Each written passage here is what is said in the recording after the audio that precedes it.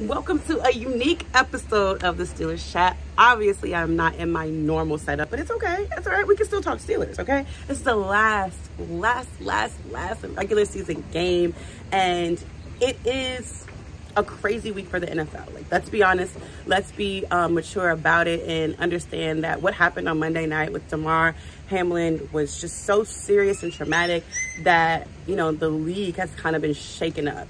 And I don't know, I'm not a professional football player. I don't know how I would feel going into this week, wanting to play hard, wanting to give my all after witnessing what we witnessed on Monday.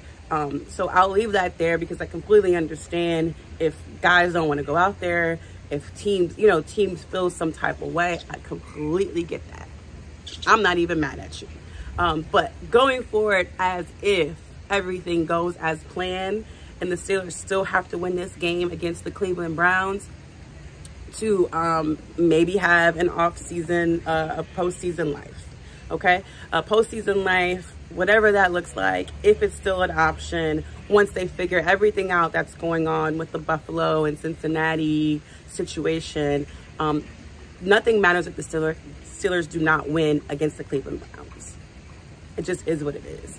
Again, I want to just go back to last week and give credit to that offensive line because they were essential to Najee and Jalen being successful.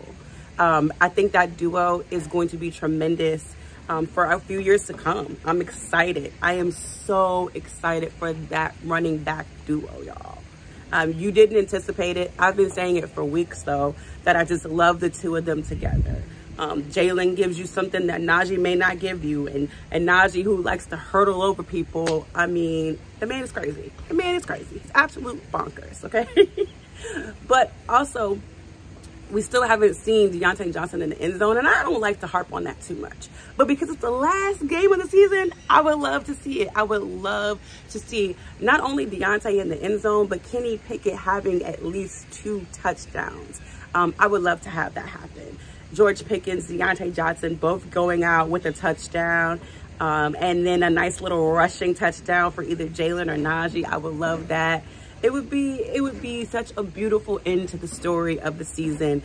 Shout out to Mike Tomlin for a team that's started 2-6, 3-7, to come back and be 8-8. Like, you just have to give kudos to this coaching staff, even to Matt Canada. Like, I know a lot of people want to bash him, but the man figured out a way to execute, even when they were switching back and forth from quarterbacks, okay? So you have to give the man his flowers.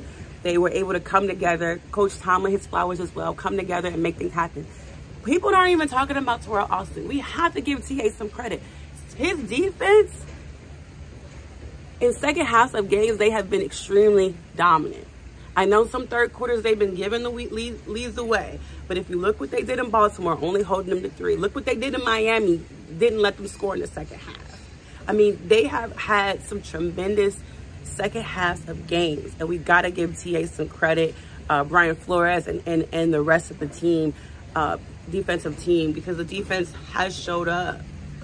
Interceptions in the last how many games? They didn't have one against Baltimore. Oh, did they have one against Baltimore? But yeah, I think they did have one against Baltimore. But this defense has been playing really good ball.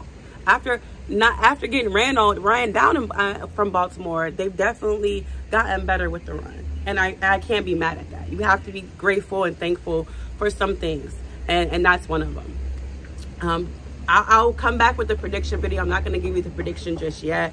But I do want to just highlight how the Steelers organization has shown love to Damar Hamlin, from Coach Tomlin to the stadium itself, the organization itself, because they do share facilities with Pitt, and he was a guy from Pitt, and he played for Pitt, and he is an extension of the Pittsburgh Steelers family, like it or not, okay?